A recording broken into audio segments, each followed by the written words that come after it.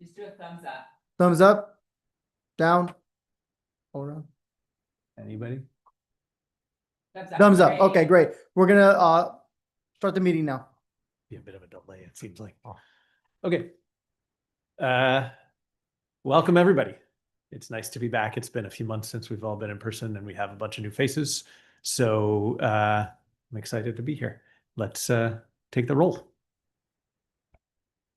Great, thank you. Angus Simmons. Debbie West. Present. Kent Bullard. Casey Law. Here. Daniel Mora. Kat Selm. Present. Present. Present. Court Cassidy. Present. Diane Wallace. Here. Luis Alvarez. Here. Hinadu Bugatti. Here. Chris Gutierrez. Here. David Hockey. Here. Margaret Fuentes. Present. Neil Fromer. Here. And we do have a quorum. All right. And we're officially meeting. I want to start out just by very quickly acknowledging some of the new folks in the room. So and in the virtual room, those of you that were at the retreat we had July. Luis was one of our new members, was able to join us there, and he is now in the South Bay remote location today. But we have two other members that are joining us for the first time. Casey Law and Margaret Fuentes, welcome aboard. Why don't you both just tell everybody which region you're representing? I'm representing the San Gabriel Valley. Unincorporated Los Angeles County. That's great. Welcome aboard. We're very Thank excited. you. Thank you. Feel free to ask lots of questions. Okay, so where are we here? We have our consent agenda, which is, oh, are there any general public comments? Oh, there's no general public comment. Great. Then we'll just skip right past that.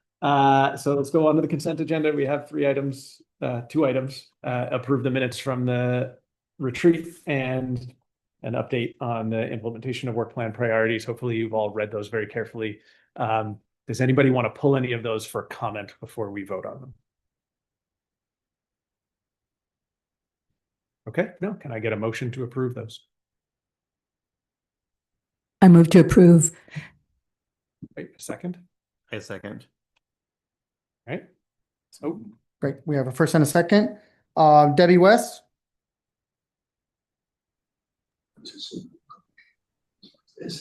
Debbie West. Yes. Casey Law. Yes. Kat Selm. Yes. Court Cassidy. Yes. Court. Yes. Diane Wallace. Yes. Luis Alvarez. Yes. Hinadu Bugatti. Yes. Chris Gutierrez. Yes. David Hockey. Yes. Margaret Fuentes. I abstained just because I wasn't present. Thank you. Thank you. Neil Fromer. Motion carries. okay, great. So the first item on our regular agenda is the update from CEO Ted Bardicke, joining us from, looks like cloudy and windy Sacramento, but I'm assuming that that's just because that's the background. Hi, Ted. And hi, good morning. And yes, it is cloudy and windy here. Which is always good for the wind turbines. I am indeed in the airport, and so if there's some background noise, just wave your hands, and my report I think will be rather short today. So wanted to update on four things. The first is some exciting news down in the South Bay. In fact, over the summer, we completed the first 3 of 8 rooftop solar projects on warehouses in the South Bay that are currently under construction. 2 in Carson and 1 in Hawthorne. These are projects that support our power share program with 100% renewable energy provided to low-income customers at a 20% bill discount. We're going to be looking forward to a couple of ribbon cuttings, one hopefully before the calendar year is out, and another when one of the last projects in Carson is done. All three of those projects, in fact, all 8 of them, are built in partnership with Prologis, the large logistics warehouse company who has large roofs that they're now using for renewable energy. The other fun South Bay news and news for our overall Energized Communities program, which is where we provide grants to our local member agencies to either electrify their fleets or electrify their building, or install public EV charging. Our first Energized Communities project was completed in Hermosa Beach. It's a community center that was renovated and made all electric with the help of our money. One of the exciting parts of that is it's got a community kitchen. And so it's an example of a commercial kitchen that can be all electric. So if you ever want to swing by and take a look, you can get in touch and we can put you in touch with folks at Hermosa Beach. Second thing I'll note it's been busy in power supply in a couple of areas. The first is that as folks who been around a while, we're large off-takers of the SunZia wind energy project in central New Mexico, which is the largest renewable energy project in the United States ever built, larger than the Hoover Dam in output. We are sort of the anchor tenant on that project, and just signed or the board approved a contract at its September meeting to increase our purchases from that project from 575 megawatts to 700 megawatts, an additional 125. We're excited because, as you know, the wind is certainly not the flavor of the month, or certainly not the good flavor of the month, with regard to the federal government and how it's treating that resource. So we think our opportunities to buy wind going forward are going to be slim to none. So getting more output from this project that could come online as early as the end of the year, but certainly in the first couple of quarters of next year is very exciting. That's at the macro scale. The other power supply project that I'll note is our Energy Committee just shortlisted our next set of projects to support Power Share. That project that program that I mentioned, where we're getting the rooftop solar, but they shortlisted among several projects our first 2 Power Share projects in Ventura County, and our first go at what's called agrovoltaics, which is where agricultural land, solar panels are added to agricultural land, but the crops or a set of crops remain, or grazing, or some agricultural activity is done simultaneously with the ground-mounted rooftop solar. People may have seen pictures of that. And we're excited because that will keep some what is low value agricultural land in Ventura in agricultural production, but also generate some additional revenue for the landowners. So hopefully those projects make it through. We're beginning negotiations with them soon, and we'll learn a lot about the merging of agriculture and solar through those. The third thing I'll note, also out in Ventura County, is We're making some progress on developing a CPA funded workforce development program. Want to thank Daniel Mora for and the laborers in particular for helping us put together a good group out there to talk about how we can enhance what's called the multi-craft core curriculum program to prepare people for union apprentice programs in Ventura County. So we may get that. Hopefully, we'll certainly get that across the finish line. I hope before the end of the calendar year, and maybe as early as October or November to bring it to our board. It's something we're very excited about and happy with that we've been doing in Los Angeles County with service providers Flint Ridge and Winter, and excited to do that out in Ventura as well. So thanks, Daniel. And the last thing is pre-enrollment activities continue apace in our 3 new communities that we're adding, that will start service in just about 2 weeks on October 1st. Those are Port Hueneme out in Ventura County, and Linwood and La Cañada Flint Ridge here in Los Angeles County. Enrollment goes well.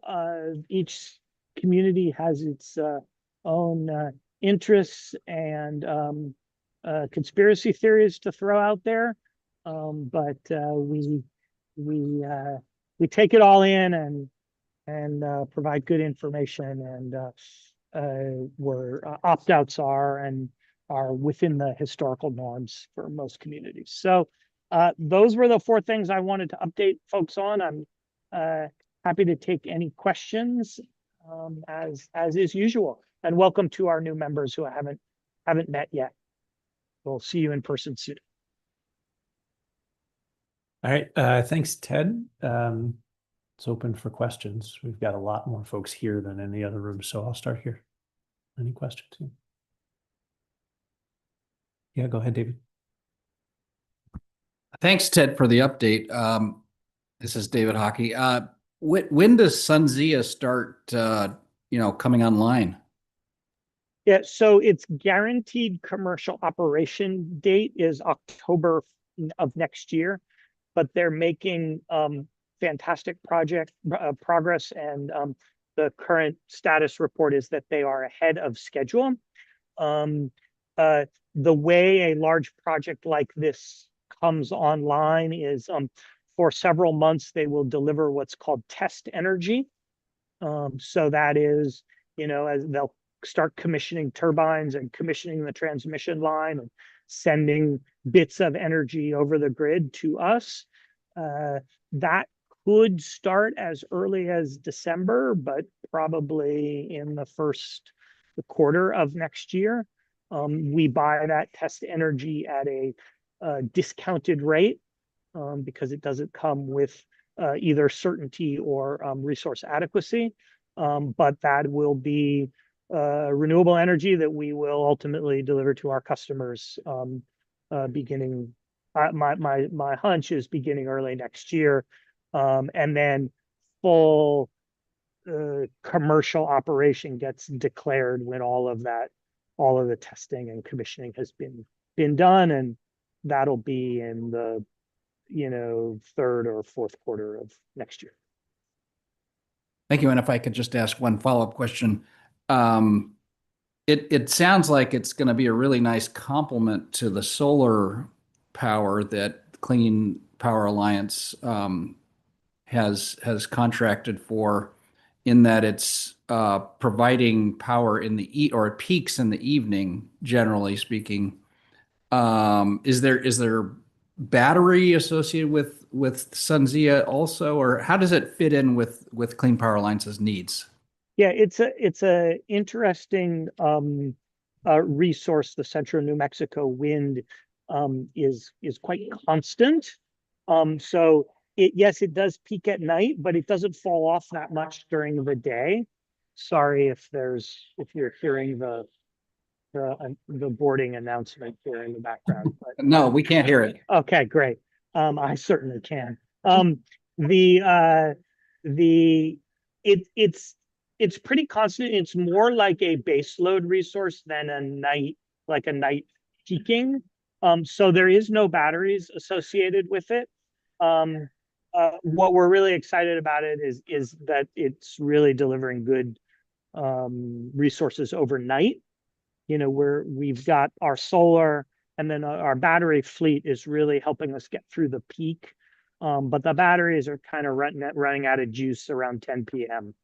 And this will then start to really, along with our other wind resources, carry us through the evening.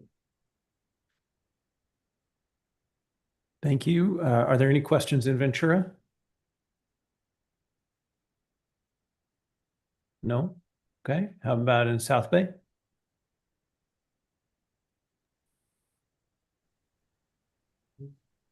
Yeah.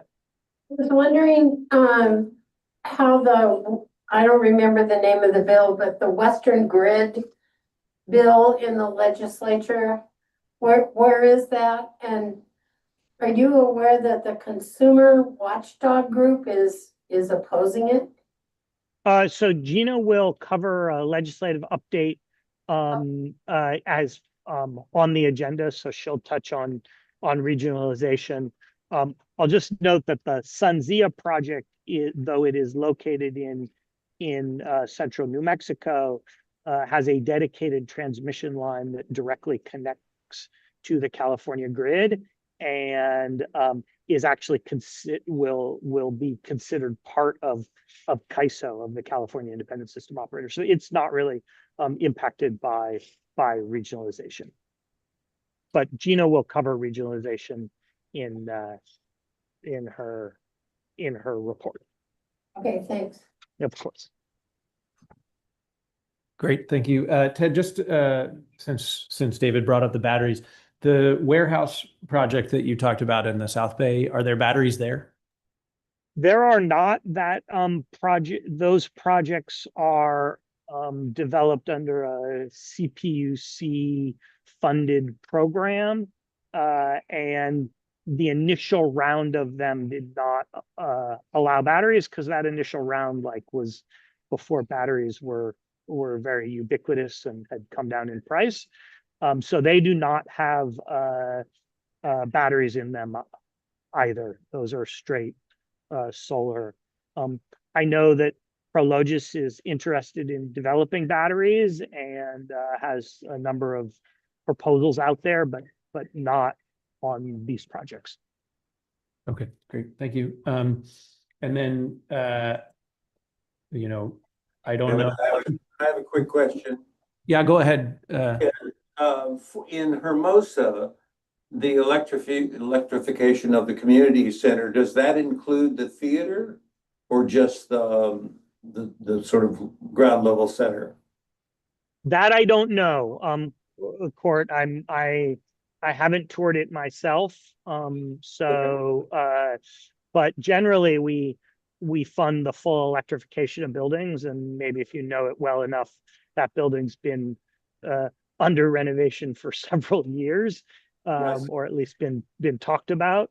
Right. But I don't know exactly the scope of the project. Sorry. I'll go check it out. Fantastic. Report back, please. I will, yeah. Be a secret shopper out there for us. Exactly. All right. Ted, back in June, I think you gave us, based on the best information at the time, guesses about how the changing federal landscape might affect our some other things we had further out in the pipeline. I don't know if there's any updates or clarity that has come from how things actually developed this summer. A couple of things. One is that the definition of construction start date that was in play for a few months after the passage of HR1 was not as bad as potentially it could have been. But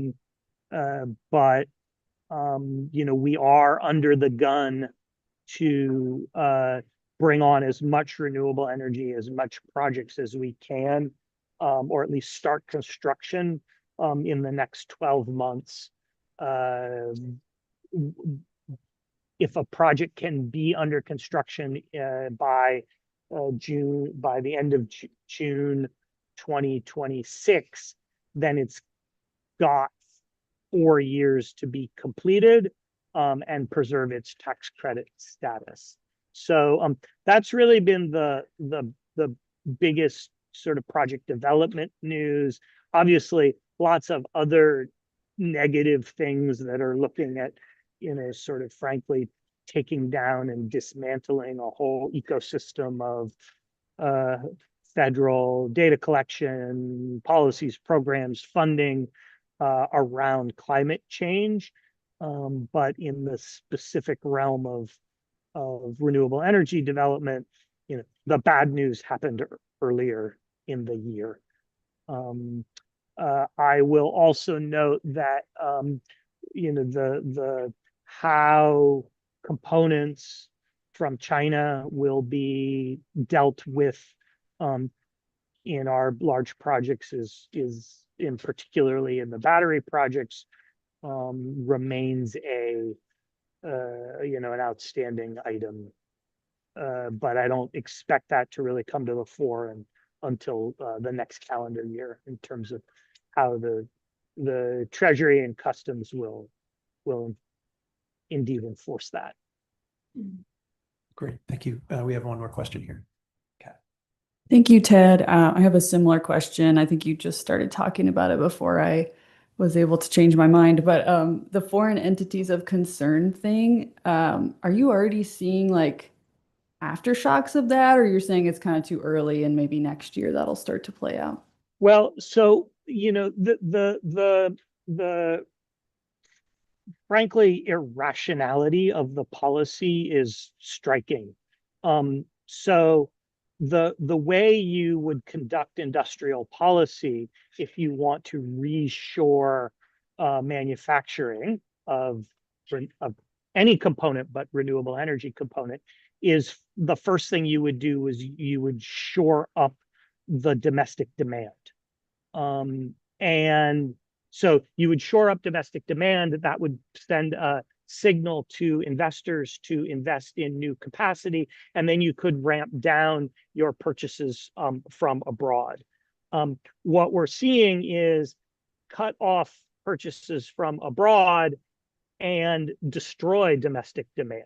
So the folks who might actually move production from China to the United States are going, hold on, I'm not sure it's worth it to make all this investment because I don't know what the demand is going to be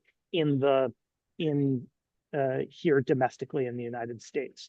So you're sure we would love to reshore a bunch of manufacturing, but there has to be an investment case, and the investment case is they're doing many things to dismantle that. So that's a long way of saying if the intention of foreign entities of concern regulations was to reshore manufacturing, I have not seen that yet. I do see many of our developer partners doing rapid and advanced purchases ahead of making those regulations more strict. But that's a short-term, a necessary short-term action, but not anything that's gonna, I think, necessarily shift investment to the United States. Okay, we're going to do one more question. Go ahead, Chris. Really short, the agriculture partnership with the solar, that's really exciting. Is that kind of serving as a pilot possibilities for other places? So we've seen, I don't think we would make a claim to be the first or even the first 10 to do this. It's something that has been done in California. It's been done quite a bit in the Midwest. It would certainly be a first for Ventura County, which is exciting because there has been historically a lot of policy disagreement about how to continue to develop renewable energy or other types of development in Ventura while maintaining not only open space but productive agricultural land, which is a backbone of the economy there as well.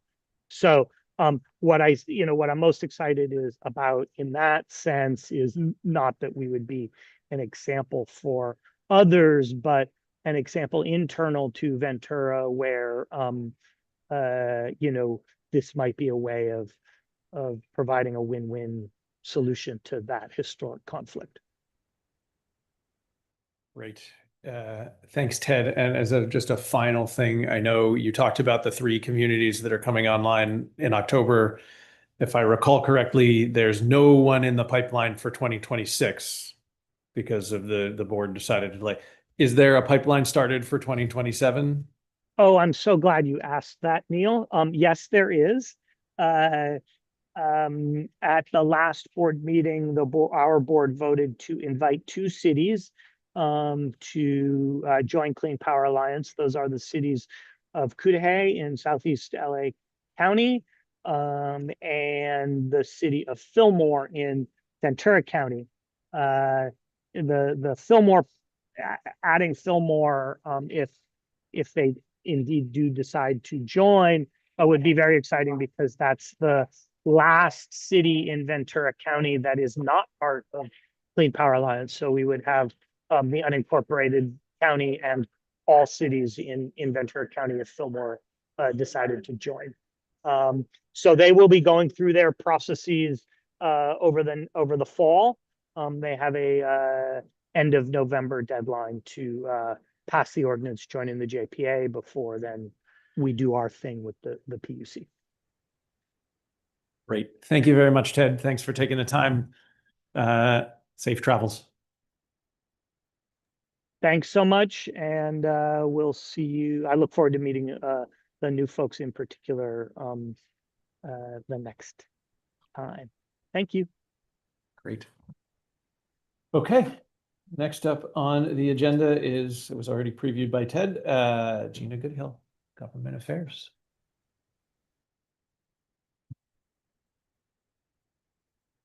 Can you hear me? Great. Yes, thank you. So this was a busy legislative year, which I think I say every year, but it is true every year. It's so busy, in fact, that I am going to have notes up, which I feel like I rarely have to do. So that just gives you a sense of how busy it was. The good news is that even though there are a lot of last minute changes in the last 72 hours, what we didn't see this year was like, surprise, a brand new concept that's coming in the last 72 hours. We had concepts change to different vehicles. We had bill numbers change.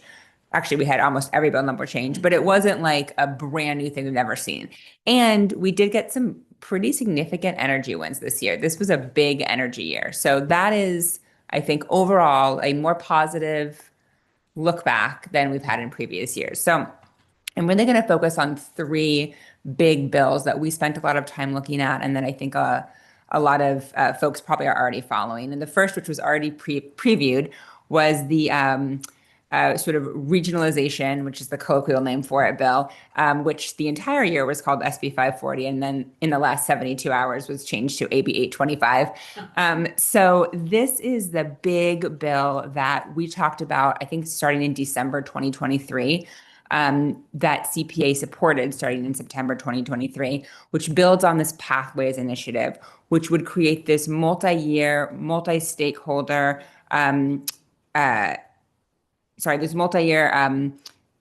this multi-stakeholder regional electricity market that would be open to various Western states that would be creating this sort of new entity that California would be participating in.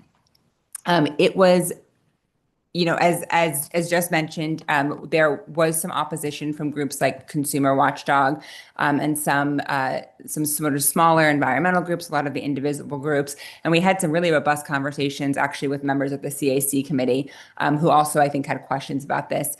Ultimately, though, it was supported by a really unprecedented coalition of labor, environmental groups, Cal CCA, the IOUs, other consumer groups. And the reason for that is because it sort of was this trifecta opportunity of affordability, reliability, and helping California meet its climate goals. So the regional energy market, as envisioned in this bill, has the potential of saving Californians up to $1 billion a year in electricity costs. It is projected to reduce strain on the grid by 40% per year due to sort of greater energy supply. And then also it really is sort of seen as one of the requirements of helping us meet our greenhouse gas goals in an affordable way. So you might recall that this bill went back and forth throughout the year. We supported the bill, and then at one point there was a lot of changes that were made to the bill that would have made it really unappealing for other states to join this new entity, which kind of therefore makes the whole thing, I was going to say moot, yes.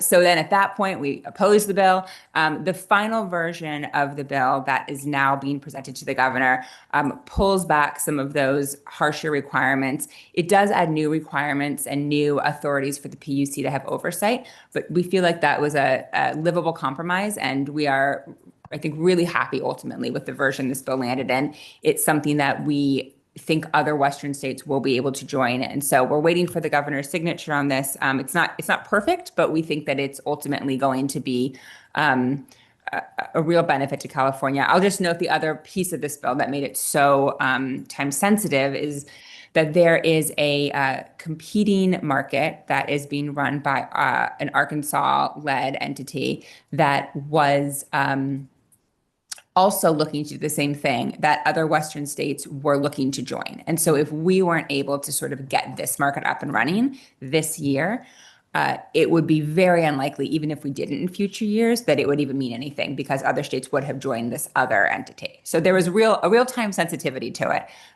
So that ended up passing. So the next sort of big bill was SB 254, which throughout the entire year was called AB 825, but ultimately passed as SB 254. And this was the big affordability bill of the year. So this is where sort of all the affordability measures were kind of thrown into.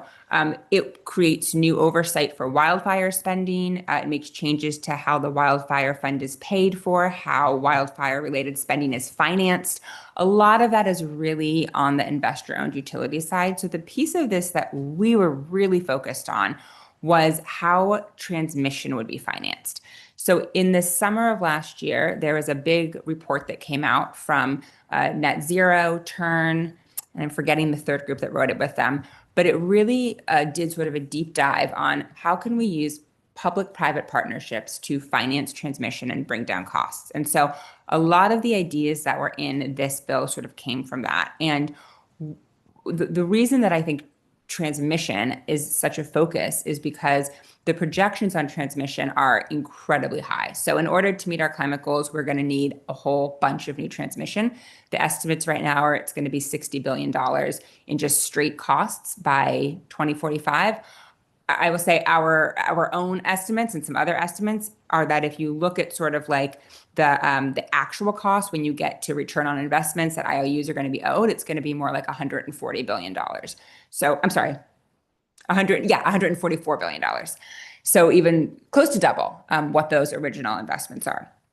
So when you're looking at how to stop rates from rising, bringing down transmission costs are a really big piece of that. One idea that floated around in this report that CPA has been, really looking at is how public entities could help to finance transmission to bring down costs. Public entities, because they're tax-exempt entities, get a lower rate on financing. And so there are estimates that if public entities engage in financing some of these transmission projects, it could save ratepayers $20 billion. these are rough estimates, but pretty significant amount of savings. So we were really focused on looking at how we could get language into this bill that would allow public entities like CCAs to participate in this space.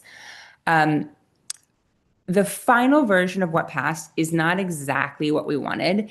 It creates a space for public entities, but in a very narrow capacity. It creates it under this new transmission infrastructure accelerator, which is envisioned as a project under GoBiz in the governor's office, that would really have GoBiz negotiate the financing for this. It would choose the transmission projects.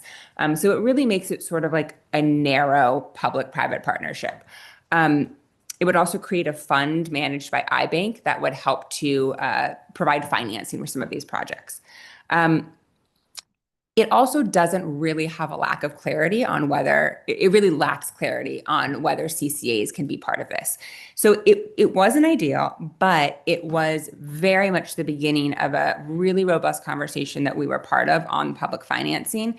And I also will say, like, even though it's not exactly what we were looking at in the beginning, it still has a lot of possibility. And so I think it shows a real desire for new financing that we haven't seen in past years. Securitization also made its way into this bill as another example of sort of new financing models. And so this, to me, is the beginning of a longer conversation that CPA and the CCAs can be part of in the legislature and with the governor about how we can turn financing on its head and really look at new ways to do this. So again, as I've said this previously, but it's very rare that a new idea goes exactly how you want it to the first year that it's introduced. You all have been on this committee for a while. You know that ideas and bills come back year after year. So I think we will see this idea start to gain traction in coming years. And then the last big energy bill that you probably are already aware of is the reauthorization of cap and trade, which has now been renamed Cap and Invest. So this is California's landmark climate change policy that has generated over $30 billion for greenhouse gas reduction funding. 1207, AB 1207. And it's been used to fund things like high-speed rail, transit-oriented development, various community projects. It was set to expire in 2030, and so it was reauthorized until 2045. The piece that we were most focused on within this bill, though, is the reauthorization of the climate credit. So the climate credit is what everyone gets on their bill in April and October. It's a flat rate, regardless of usage, that is sort of just like an extra sort of money that you get on your bill to help reduce your electricity bills. There was really sort of a focus on how can we make this climate credit work better and work for more people. And so in the reauthorization, it was changed from April and October to the 4 hottest months, or the 4 highest electricity bill months, which it doesn't name the months, but my guess is that's going to be July, August, September, October. And so that's really when people are seeing their highest bills. Yes. Would that be if the high electricity bills are slightly different in different regions? Is that going to be? That's a good question. This was a big debate earlier in the year, because in parts of California that are winter peaking, those are actually some of their lower months. Very selfishly, I would just say in CPA's territory, those are our highest months. But yes, that's not true of every part of the state. There does seem to be some. The language was taken out that explicitly said that, and I think the thinking was that the PUC already has some authority to make changes based off of where you are in the state. So there seemed to be like not robust concern at the end. But yes, that was the thing that was brought up several times. It was something that CPA also brought up. Again, it's not relevant for our customers. So this version will still work for us. And I'm not going to say I'm 100% certain that they are still going to be able to do that, but there seemed to be some confidence that the PUC has the ability to change it. The other thing that it does in this reauthorization is it takes the climate credit away from gas corporations. So that used to be something that you would see on your gas bill in April. It takes it away from them and it gives it to the electricity climate credit. So that we're going to see a larger pool of money to pull from for those 4 months. So it's going to be a bigger climate credit over more months. I feel like Neil, you have a thought on that. Okay. And then it also reserves, just as a side note, 5% of the money in the climate credit for the California Transmission Accelerator Fund that I mentioned previously. So it kind of ties it to that. And that's where some of the money's coming from for iBank. So overall, successful reauthorization. And you might remember, we actually sponsored a bill earlier this year that related to the climate credit and related to pulling the credit over the hottest months. We then supported another bill that did a similar thing. Both of those bills ended up sort of going away and it went through this instead. But the meat of what we supported was part of this reauthorization. So that's really exciting. Those were sort of the 3 big vehicles that I wanted to focus on. There were some other bills that we supported that also passed. There was a bill, SB 283 by Senator Laird, that just creates sort of common sense energy storage safety requirements. This was sort of in response to Moss Landing and concerns about fires. And so this is sort of some real basic safety requirements around talking to the fire department, having them inspect the project. We also supported a bill by our former board member, Assembly Member Harabedian, AB 740, which would require the CEC to adopt virtual power plant deployment plans. And this is really looking at how can we make VPPs a more integrated part of our sort of energy picture. How can we really make sure that we are pulling it in and making it work? And so that's another thing that we think is important, and we're excited to see where that goes. I'm going to stop there. A lot of things happened, but those were sort of the big energy ones that I wanted to give folks an update on, and happy to answer any questions. Great. Let's start remote. Are there any questions in the South Bay?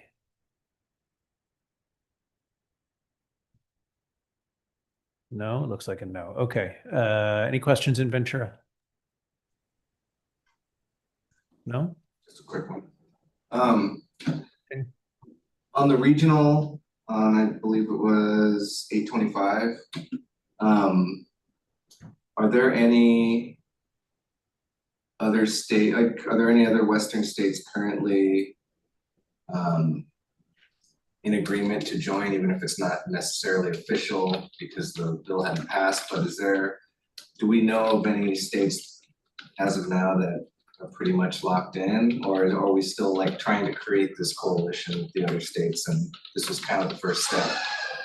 No, so we have a coalition that was part of this Pathways initiative that was started 2 years ago. And actually, I can actually pull up the states right now, but we do already have states that are interested. And I will pull them up and give you the actual correct list of who they are.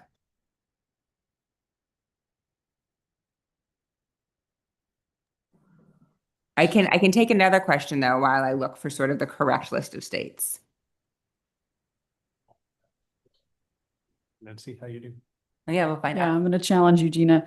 How do the IOUs feel about SB 254? About Pathways or about? Yeah.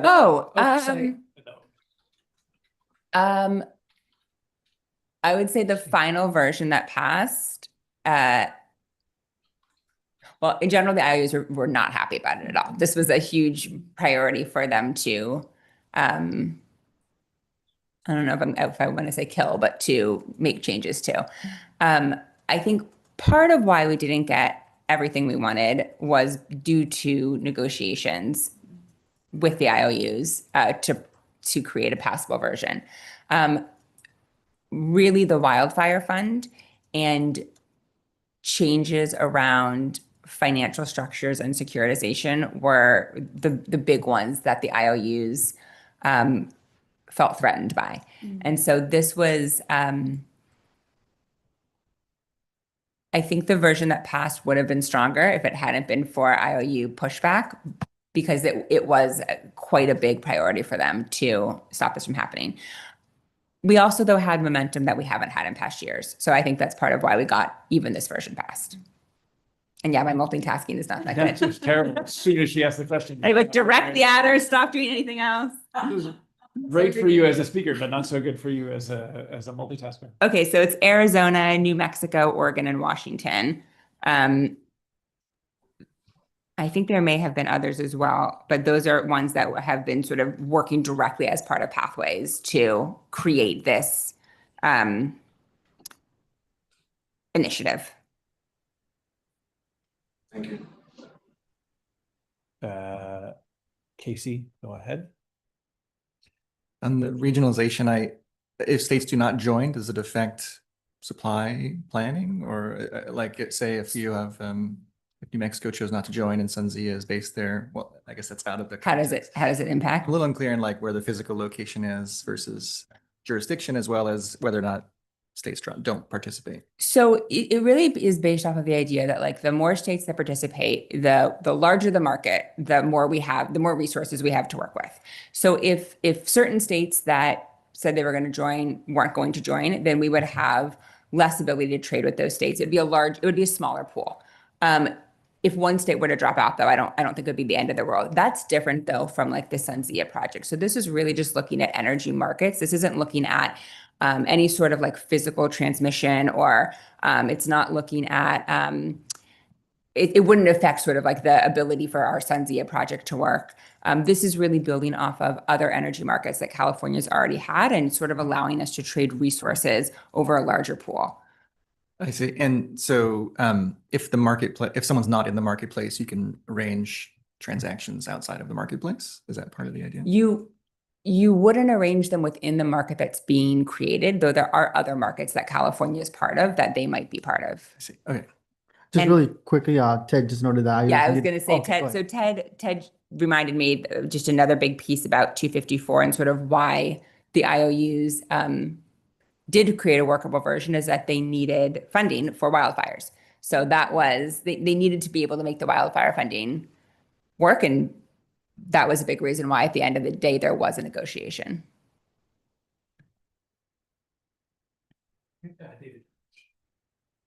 Gina, thank you for all your advocacy. And I think I may have reached out to you at one point because Sierra Club was looking at whether to support SB 540.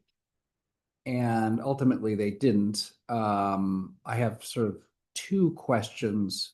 One is how likely do you think the governor is to sign SB 540? And the second question is, you know,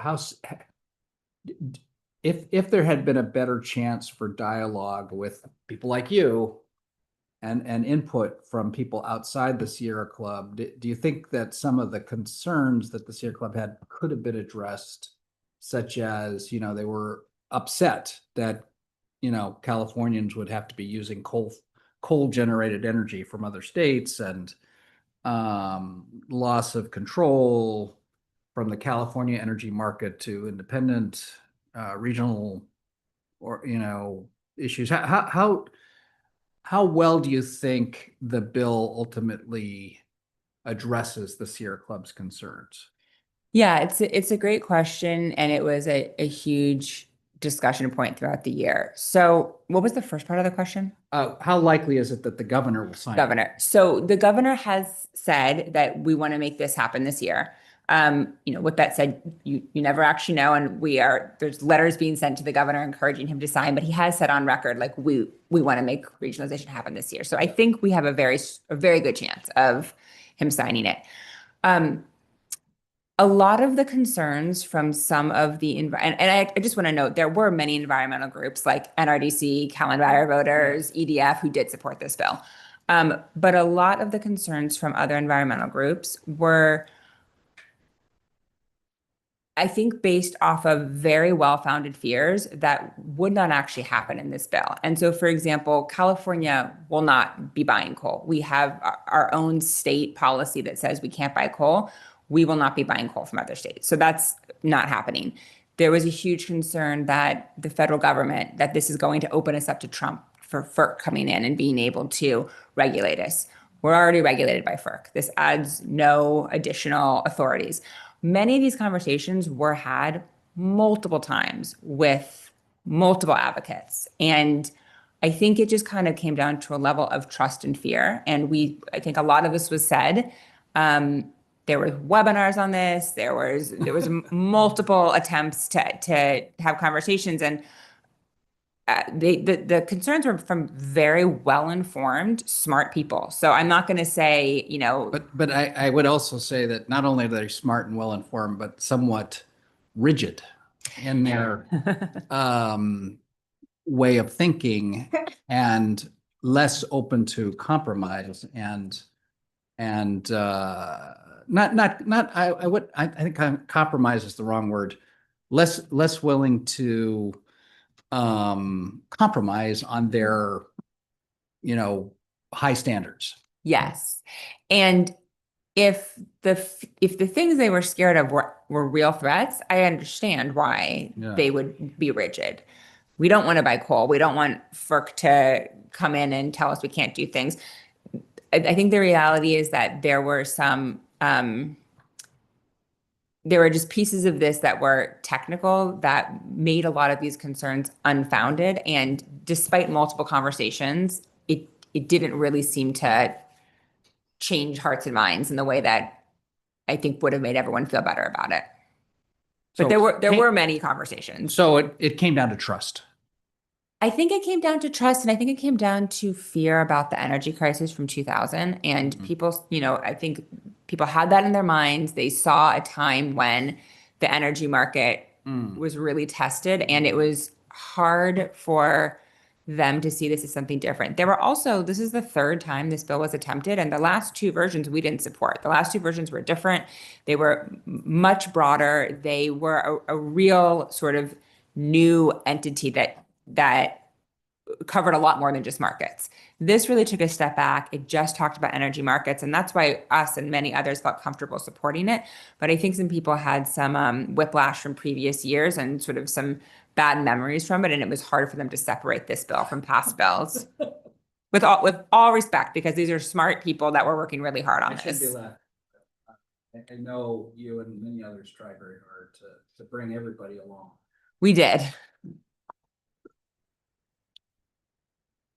We have another question here, and we got to wrap this up, but I just want to check and see if there's any follow-up questions in the South Bay or Ventura. No? Okay. I'll go ahead. Yeah, it is still on this issue or the topic of the regionalization, and I think we're trying to close the conversation. It is, as you said, has been a discussion and conversation that has taken a number of years. I think, as a CEC member, as a CEC committee that represents the community and the community interest and has a local focus, right, to local support and local development and local investment. I do think that there's a bit of an oversight. It's also very challenging to see CPA and some of the other CCAs be supporters of the corporate utilities and the IUs and not see the CCAs on the with all of the environmental justice and local grassroots communities and their concerns. So I think we need to do better at understanding the concerns. Yes, there's fear, there's data. There's also larger political and financial kind of incentives and reasons for us to do things that from a business perspective that need to be better communicated, I think, to the communities and organizations. And one thing that I would say and then maybe emphasize is to do more with our local programs and our investment so that community as a whole sees CCA and the CPA specifically as investing in community and not just looking at sort of the business side of it, because I think there's this balance between the two. So out of the three bills you highlighted, two had to do with larger sort of regional or transmission, right? Thankfully, one of them was VPPs. And so I'm glad that there's one there that looks at DERs, that looks at decentralization and the development of local systems and local customer and community-owned systems. So I would ask that we continue to support local perspectives. So just a general comment. No, thank you for that. And I think that that was sort of my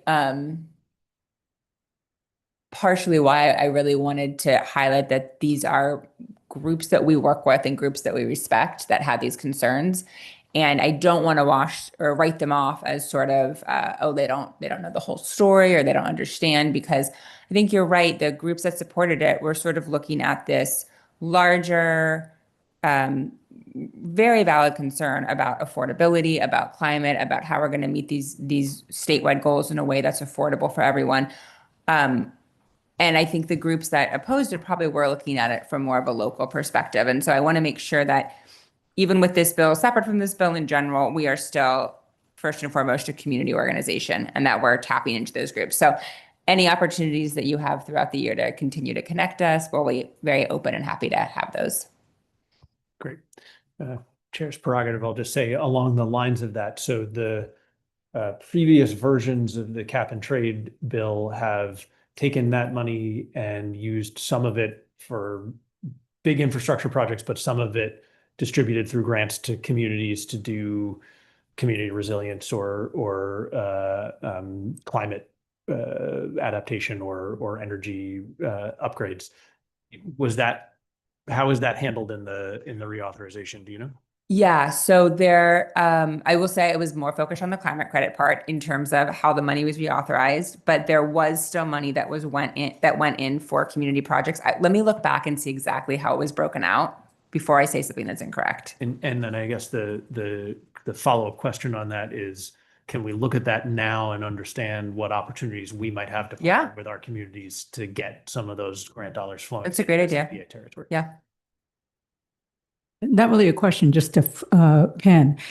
Hanover raises a real interesting challenge about constant education on the impact of like SB4. So maybe we think about a way to have a webinar or an engagement like we used to do our labs initially. We haven't done any of those recently, and really move on that. Yeah, that's a great idea.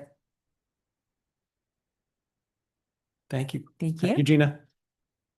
And so let's see, our next item is our Director of Marketing Communications, Kara. Good morning, Chair. Good morning, everybody. Welcome to our new members. Excited to have you here. Okay. So I would like to let you know we have a lot that we're going to try to get through here. We may do some light touches on some of this. We do have some filming going on in our office this morning for our explainer video. So at some point I'm going to have to leave, but our senior manager for marketing and strategy is here, and she's also going to be sharing some of these slides. So I will apologize in advance if I have to leave. All right. So we always start with a few things that we're excited about. There's a lot that's going on. Just to let you know, the community benefits grant that Christian drives for us and the government affairs, the application period is underway. It's not too late for not-for-profit organizations to apply. That period goes through September 30th. So there's some applications coming in. As with most of these things, we'll see a lot of them coming in towards the end. So please, if you do know of any nonprofits that might be interested in benefiting from the community benefits grant, you can learn more at the URL there, cleanpoweralliance.org CBG. Getting a little ahead of ourselves there, going back. Okay. We have a new interactive programs webpage. Astrid will show you this. We have some new features that we're pleased to be able to bring you hot off the press, hot off the web, to talk about a lot of new events that we've been doing. Very exciting. WeHo Pride. This is an event that we haven't done before, so we were just going to do a call out on that. Got a lot of great interaction there. And then something else that I'm excited about, we all are, is our Energy Team commercial. So our Energy Team service that provides guidance and help to our customers has been on broadcast television. It's going to go into streaming next, but we are on broadcast television through October. Has anybody seen it? Oh, you have, Kat, seen it. Wonderful. Wonderful. All right. So let's move forward. This is something that you are all very aware of, and we want to thank you again for the feedback that you gave as we talked about how do we put together a mobile education unit. So this was at the retreat. We did gather a lot of your feedback, and there was a lot of interesting and diverse and fun feedback. And I'm looking at you over there because I'm going to call you out in a minute, but we are taking it very seriously. So, audience, obviously we heard from you, be family friendly, be relevant, make sure that our lower income customers are familiar with what we offer and how we can benefit them. The messages, multi-language, we do that now, but we have to make sure when we are out in the field, we're very robust in that in our marketing and our communications, but on the ground, we need to do that in this center as well. Make sure that they understand energy efficiency. What can we do for them? This is our value proposition that we're always trying to put out there. This needs to be a part of it. Interactive experiences. You all had a lot of wonderful ideas in that. Quizzes, hands-on electrification for the home, how to conserve energy, finding the customers that are best for you, and cooking demos. And then, of course, the takeaways. This is something that we have a challenge with in the field often, is whether a customer knows if they are actually a customer or not. They may know that their community serves them, but they may not know. So we have been talking many ways about how do we reconcile that in the field, and then how can they participate in our programs, what's available to them, and just be informed when they leave, understanding more about CPA. So this was an encapsulation of a lot of your ideas. The call out comes from things that are not noted here. Can it be an escape room, which was a fun idea? Can it be a taco truck, which we all love? Can it be a mobile emergency center in a disaster area? I mean, so many good ideas. But the thing that we have to remember, this is be the first time that we're going to do this. So we're going to start in a way that makes it about, yes, our brand, our education, and we can evolve from there. What's next from this is we're developing RFP that we will go out to try to bring on a vendor in the spring and develop it around these ideas and more. We're looking for a hosted experience. What that means is we're going to look for a vendor that has the vehicle. We're not buying a vehicle, that is able to put together the experience for us, calendar it. We'll look in the communities. What kind of events can they schedule it to be at? And then, of course, working very closely with our team of where we'll be in the messages as well. So this is where things stand at the moment. Again, appreciate the good ideas, and I think what I remember, which was really fun, is that you said, make sure that, and I remember, David, I think you were, was this, that make sure they know we love them, the customers. That really resonated with me. And so there's a feeling like this is our brand, like we're local and we want our communities to know we're there for them, we care, we're actively involved, and that will be part of the spirit of this. Yeah, so that's my update for that right now. Yes, of course. Thank you. This is so exciting. Is this looking to like augment the tabling that the external affairs folks are doing, or supplement it, or? This will just be a new added elevated experience. We will continue to do tabling events. Yes, this will be augmenting in hopefully a big and fun way. All right, next we are going to touch on, so it was brought up earlier, expansion communications, as Ted touched on when he gave his report, bringing on 3 new cities. They will start their service in October. We, for months already, have been communicating. We start with talking with the communities, of course, and then we start with putting messaging together, social media, fact sheets, the mailers have gone out. So what these communities have received already from us is 2 direct mailed pieces. That's on the far right as a little snapshot of it. So they get an understanding that there's a transition that's happening. They get we hope, a very clear understanding that they have a choice. You can opt out, you can opt for a different energy option. How does it work? So that's what's already gone out the beginning of August, the beginning of September. And then we put out post-enrollment notices we don't put anything out in October, they're going on to service. And then in November and in December, they get the post-enrollment, always letting them know they have a choice. And as Ted mentioned, we start to give status updates to the communities of the customer activity. And we should just note, like, we tell them you can opt out. That's an option. That's what that CPA is about, is choice. So we will see some of that activity, again, as Ted noted, within the normal realm. So this is a months long process as we go into the next year with all kinds of subsets and solar. But there you go. Just want to let you know where we're at with that right now. And I think now we're going to hand it over to Astrid, who will take on the next many slides of programs and brand and show you some of our new things. Good morning, everyone. Very nice to meet new members. I'll go ahead and get started. CPA started its first program awareness campaign this year, and we've executed a number of things, but I wanted to show just the highlights for a second.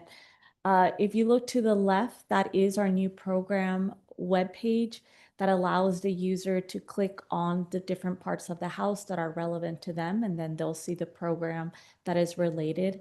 In addition to that, we launched a program finder, and the program finder is for all our customers to answer about anywhere from 3 to 5 questions, depending how you answer. So it's questions such as, do you have any smart devices? Are you interested in, please go in and start exploring. And then it'll give you the results of the programs that you can apply for and that we recommend. In addition of what we've done to grow just general awareness of our programs this year, we set up pole banners in the communities, especially in Ventura County. And then you see to the right, it's our first time we wrap a whole bus that we're really proud of. The route is very unique and to our communities. It goes through Culver City, West Hollywood, and then it goes into the Santa Monica area. So that launched last week. Very excited to see how our awareness continues to grow. We'll go to the next slide. Thank you. Our brand campaign did get we turned it off in order to not compete with our program campaign, but a little flashback here is we had a television. We also had billboards in West Hollywood, in addition to a full suite of meta ads where people could click through and go into our interactive map on our homepage or do a deeper link into our interactive brand page where people get to learn more about CPA in general. Next slide, please. This is our program marketing. Now we started with the brand campaign, just general awareness. Then we went into program, and then our associates manage these deep dives into very highly geo-targeted campaigns with our customers who are most likely to qualify for instant AC savings. This is the program that provides a $300 coupon for ACs, and we were targeting our audiences with radio, bus interior cards. The laundromat was amazing because this is when people are they have some more time. So putting posters in there as well as meta and then search engine marketing was when you Google a certain phrase, you will get motivated to click on through. And we did this in all 3 principal languages. Keep going, please. This is our Power Pig. This is the mascot, if you would like to say, for this program in particular. EV Smart Charge will, if you enroll, just a quick recap, you will get incentivized to charge when energy use is lower. So our actual implementer controls when you charge, but if you set it and forget it, we're not going to compromise when you need to go. You'll never be out of battery. And everything, again, from if you haven't heard us on KCRW, if you listen to KCRW, I'd be surprised. We really have been on for a while. Everything from digital billboards, podcasts, etc. It's brilliant. Piggy bank, connecting with saving money on your EV charging. charging. More to come. We are actually going to do a sponsorship with the LA Auto Show. We are sponsoring their EV test drives, and we're doing a lack of a better term, a domination is a very marketing term, with our pig, and just getting people to be more interested in EV and incentives to enroll in the EV Smart Charge program. Next slide, please. Next one is the sun storage rebate. Just a quick reminder, this program gives people now over $1,000 rebate if you are in a fire zone, but this one is advertising the 750. We will start marketing that bigger shortly, but we continue to have the lights on this program, everything from emails to digital billboards, and you see English, Spanish, and simplified Chinese there for our meta. So this is, we call it like a program that we're just continue to market, test. We're revamping our website to try to implement any of the learnings that we've had this past year. A really great program that we continue to market to our customers. And this is open to anyone. Correct. Well, you have to have solar. And you have to live, of course, in the CPA. Yes, those are our eligibility requirements.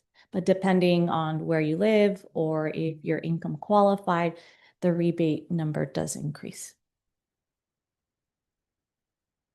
Next slide. This is our our strong power response smart home program. We've had this program in market, I would say, at least 3 years. It's when you enroll, you get incentivized to connect your smart thermostat. I think we have one battery.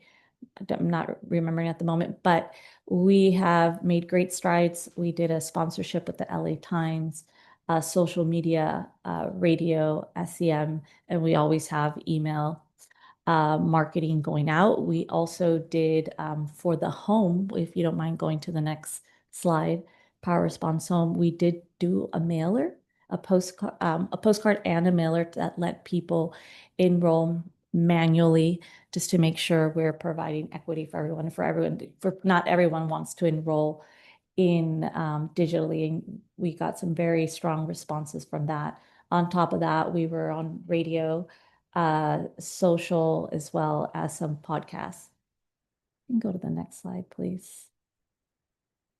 And this is our solar and battery access program for our income qualified residents who qualify. They will get solar and battery. And this has been a really exciting program for us because we have such a limited time to enroll customers. We are not at the halfway mark, but we're over 100 customers have enrolled and have gone through the whole process. It's a very long process, but we feel very proud of how we're doing here, and we'll continue to optimize all our efforts. So we've been in bus shelters, radio, digital out of home, a lot of letters, and we saw that was a new rhythm that we're doing where for those that aren't as comfortable with email, we'll send them a letter, we give them a phone number. On top of that, for those customers who are right at the brink of converting and there's just some hesitation, this is a big commitment, solar, battery, what's going to happen? We're also giving them a direct phone number to call our program manager, and we just kicked that off this week, so we'll see how that goes. Next slide, please. And this is the energy team, our service. That is a screenshot of the actual commercial. And we call it always on strategy with this. And we're also creating different linking strategies within our websites for those programs that have synergy with the energy team. Also reminding people that the federal tax credits are ending this year.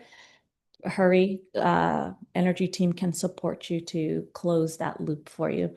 We've done everything from direct mail to traditional, and we're seeing more momentum as the months go by. So this is great news for us.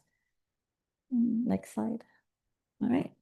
I think that's a wrap for me. Yeah. Thank you. And if anyone has any questions, please feel free to ask. And this is just sort of a quick snapshot into our community engagement over this time period. So we did 9 presentations with, this could be a city council presentation presenting just sort of a general update. It could be a meeting with a state elected official, usually in their district office, because it's always going to be community focused.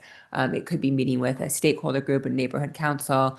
So we did 9 of those over this time period.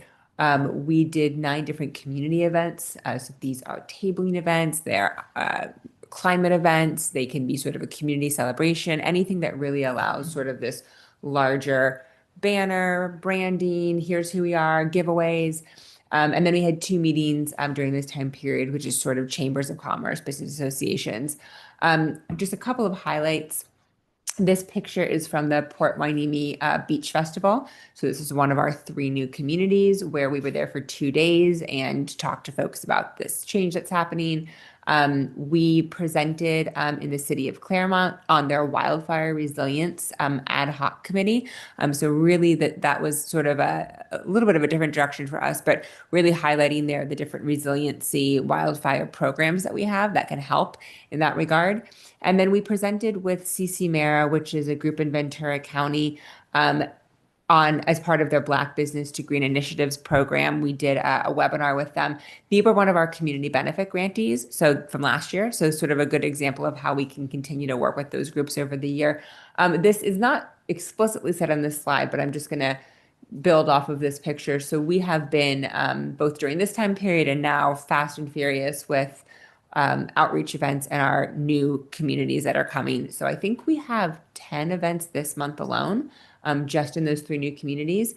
So open invitation if you would like to join us at any of these.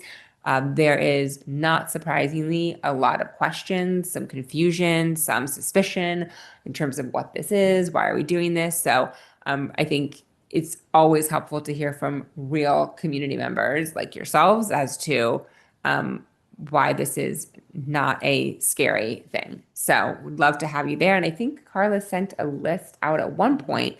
So there may be more events that have happened since then, so we can update that. We can resend that, yeah.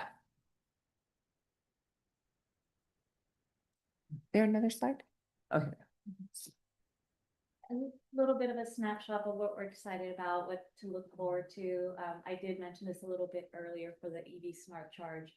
We will be the official sponsor of the EV test track.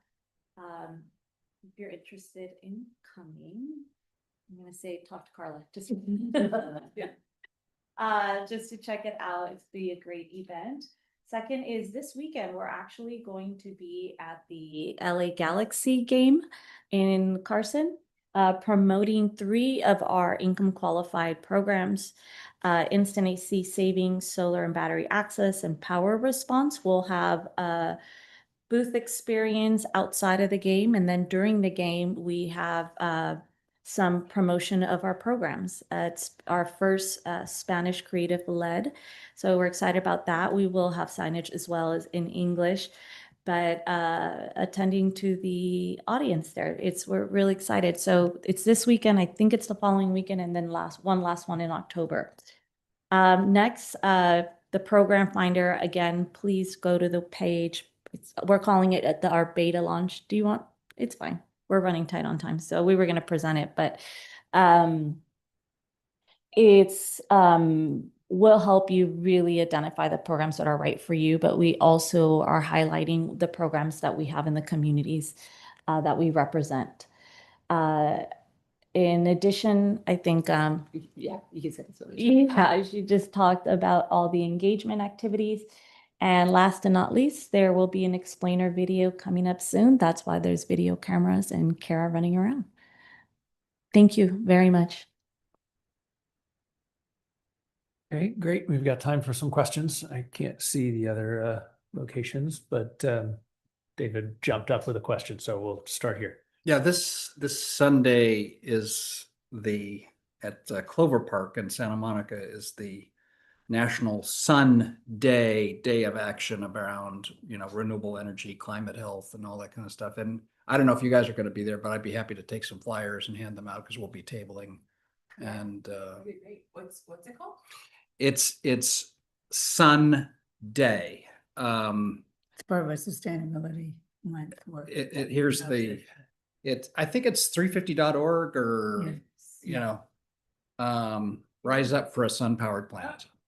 One of our CPO grantees interfaith is going to be tabling there. Oh, cool. Okay. I mean, there's nothing negative. about Yeah, having two two different tables. groups with our Yeah, flyers. so Let me know when you're Sierra there. Club is, Let me know when you're there. and I'll try to If get you Yeah. do see interfaith there, okay, say hello to them. okay, And yes, that's That's great. great. okay.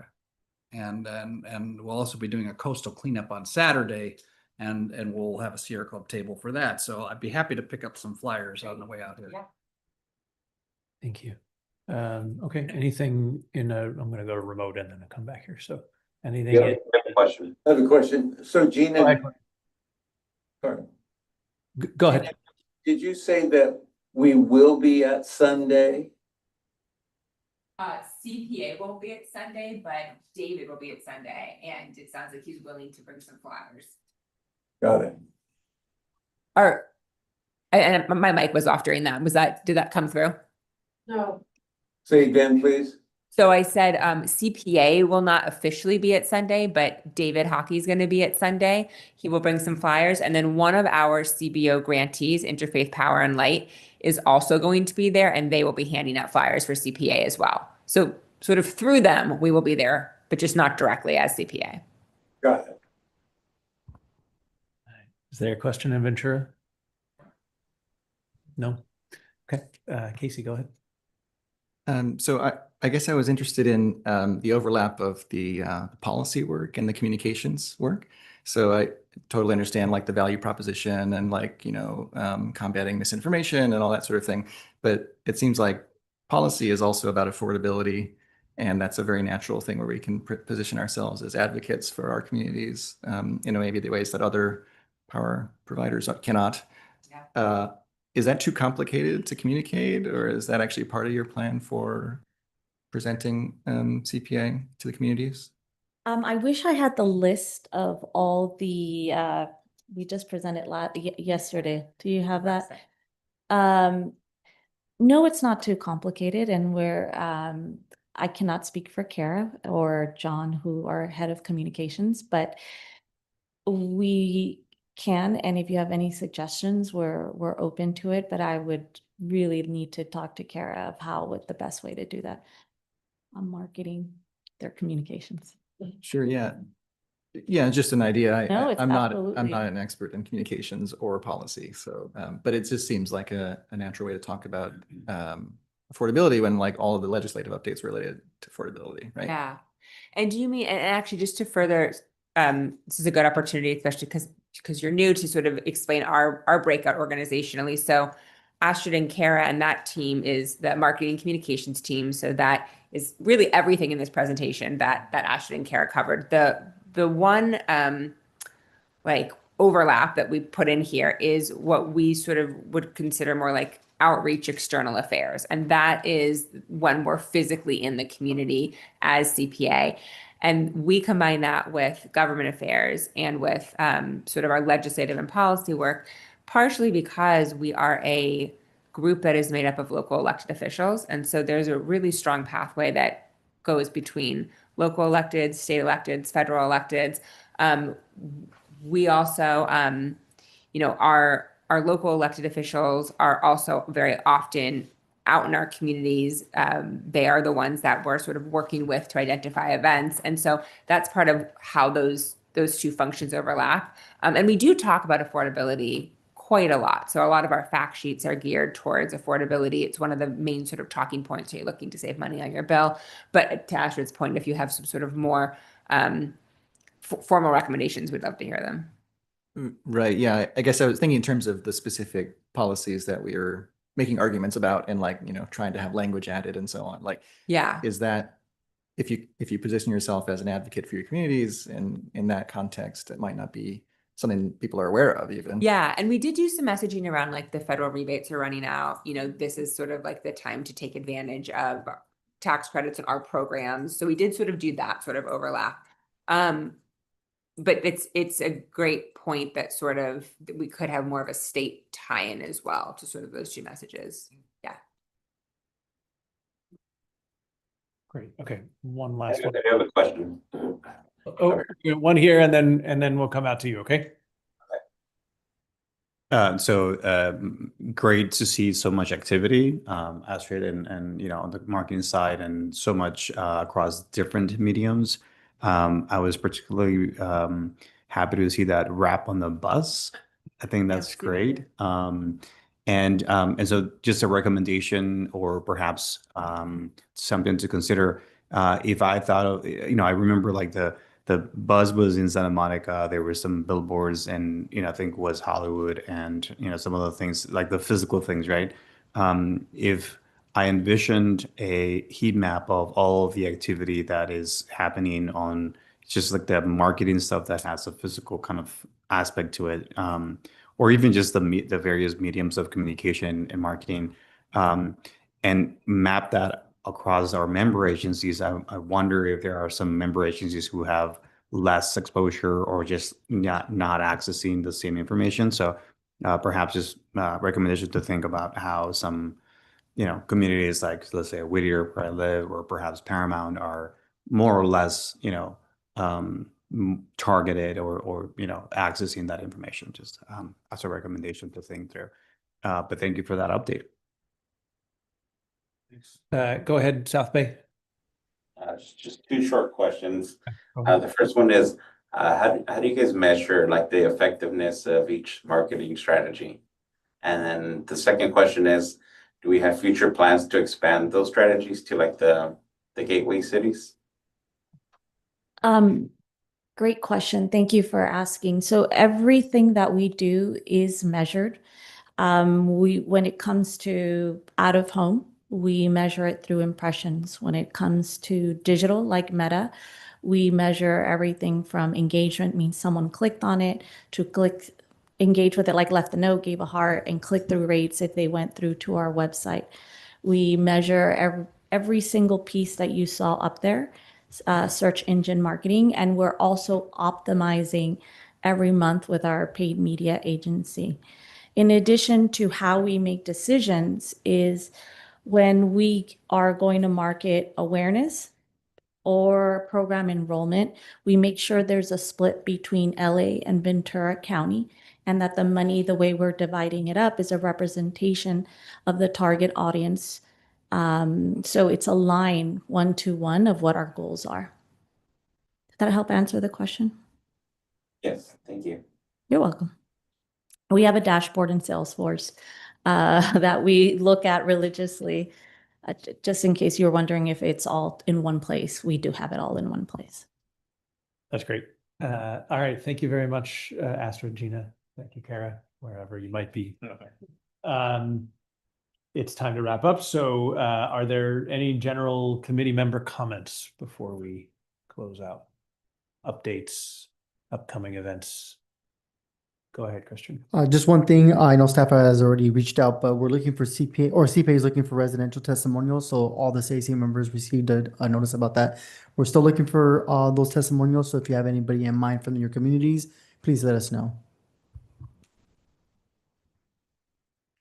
Oh, on October 16th is our next meeting. So we'll keep the normal date and time for that. Great.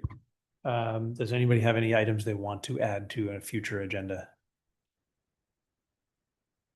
Chris, go ahead. I know we're probably working on kind of an update on the scholarships that we've done in the past and any long-term successes. And I'm curious particularly how that might interface with the workforce development efforts we've got underway.